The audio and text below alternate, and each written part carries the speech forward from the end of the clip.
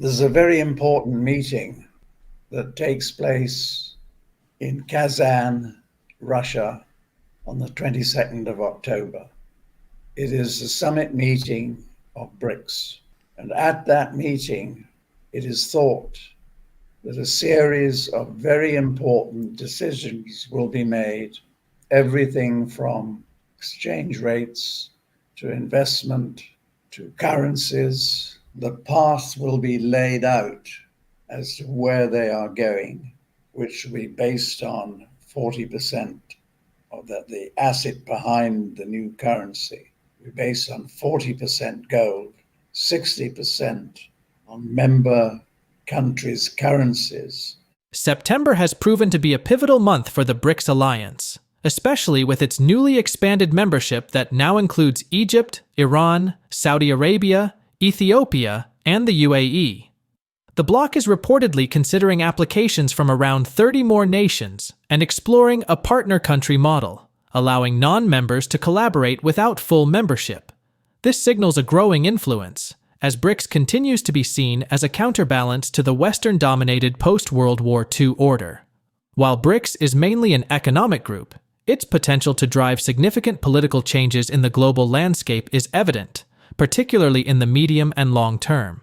The proposed BRICS currency, designed to be backed by 40% gold and 60% member currencies, presents a formidable challenge to the long-standing dominance of the US dollar and indicates a potential resurgence of gold's role in the global monetary system. Recent analyses from Nasdaq warn that introducing this currency could lead to a significant decline in demand for the dollar, accelerating the ongoing trend of de-dollarization. Such a shift would have profound implications not only for the United States, but also for the global economy as a whole. Simon Hunt highlights that this initiative faces notable obstacles, particularly the requirement for unanimous agreement among all BRICS member nations.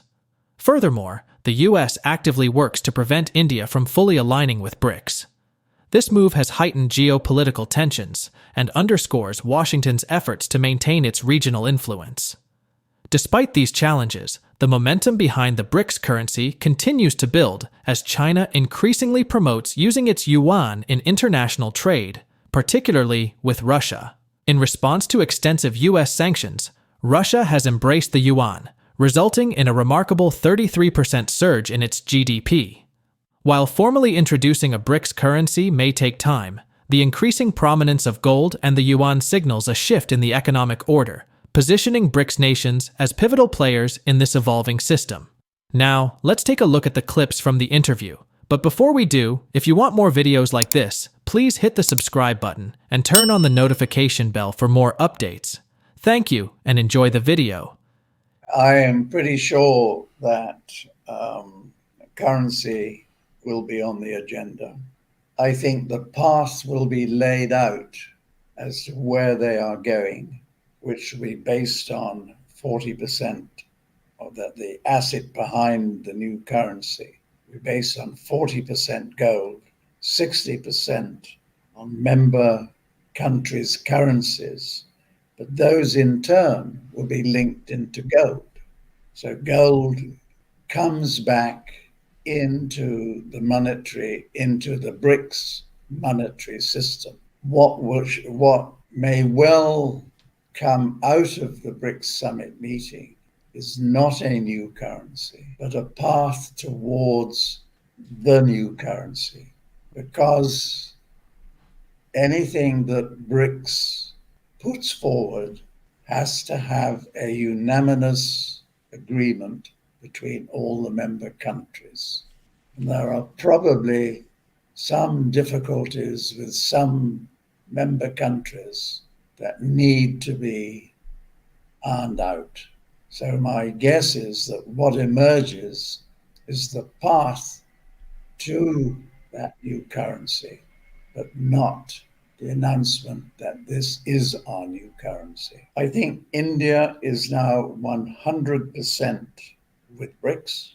I think they are trying to use the historical "we bridge both worlds" and trying to keep a leg into the American camp. Whether they succeed in that is a different matter. Certainly, America is using all of its tricks in its box to prevent India going 100% with BRICS. So there are lots of technical problems that, so I hear, need to be resolved before you actually can physically say, tomorrow we are going to launch our new currency. But the path will be laid out clearly. And that may well, to your second question, may well mean the Petro one. I mean, if you look at large how much trade China is conducting in its own currency, it's now, I think, from memory, over 50%, if not higher. Virtually all of their trade with Russia is in their own currencies. But if one country like Russia has a surplus over China, which it does at the moment, the balance is held in gold in the PBOC. That's another way that gold comes back into the system. And that will probably also be part of the BRICS new currency, which will be called the unit. So I'm not sure that we know that small parcels, oil and gas sold out of Saudi and the rest of the Middle East, UAE, are being conducted with gold. But I don't think that those two countries are yet ready to launch the complete Petro One currency. It's coming.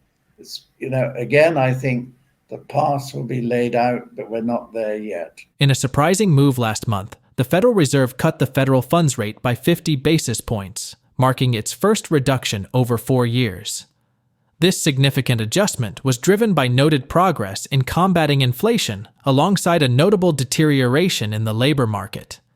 Typically, the Fed opts for more conservative 25 basis point changes, making this cut particularly striking.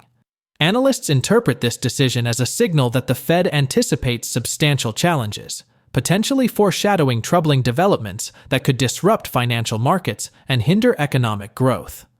Simon Hunt highlights the growing discrepancy between gross domestic product, GDP, and gross domestic income, GDI, with GDI emerging as a more reliable indicator of the economy's health. While GDP figures suggest modest growth, GDI reveals a less optimistic reality, emphasizing underlying weaknesses in the economic landscape. Furthermore, when retail sales are adjusted for inflation, they show a troubling decline, indicating that consumer spending is failing to keep pace with rising prices. This unsettling trend raises alarms about the resilience of financial markets, which are preparing for potential volatility amid ongoing geopolitical uncertainties. The Fed cut rates by 50 basis points. What do they see coming down the credit pike that we are not aware of? And I think that they know that there are some nasties coming down that would disrupt everything. So the other point, of course, is that you can see that employment is starting to fall sharply. The numbers that the BLS produce are almost dreamlike numbers as they emanate largely from their birth-death model, which is a guess on to what companies are doing. Whereas corporate CEOs know the name of the game very clearly, and they are letting staff go. Cutting costs is their primary objective. So I think if all retail sales are quoted in nominal terms, but if you deflate them even by the CPI, which understates real inflation, retail sales are negative. Then if you look at GDP and GDI are supposed to produce the same result. But since the first quarter of 2023 to the second quarter of 2024, GDP rose by 2.7%, GDI by 0.7, which is the best way of showing you what the economy is doing. When you look at what's happening to employment, what's happening to real retail sales and private investment, the GDI number is the more accurate one. But of course, it's never quoted. So, I mean, I think the American economy, if it's not in recession, is on the verge of recession and will be in recession by the end of this year. Where's that going to leave financial markets? I think with some volatility, you're going to see markets continue to grow sharply into the early months of next year. Then they will meet the headwinds of the results of the American elections. Of course, all bets are off if war develops by the end of this year, either in the Middle East or in Europe. So really, it's an extremely volatile groundwork for equity and base metal markets. The emergence of the BRICS payment system represents a significant shift in global finance, challenging the traditional dominance of Western financial institutions. If the BRICS bridge achieves its objectives, it could pave the way for other economic coalitions to establish comparable systems, thereby diminishing the influence of SWIFT and reducing reliance on the US dollar and euro in international transactions. Share your thoughts on Simon's analysis in the comments section below. Also, ensure you like this video, subscribe to the channel, and turn on post notifications for more videos like this. Until next time.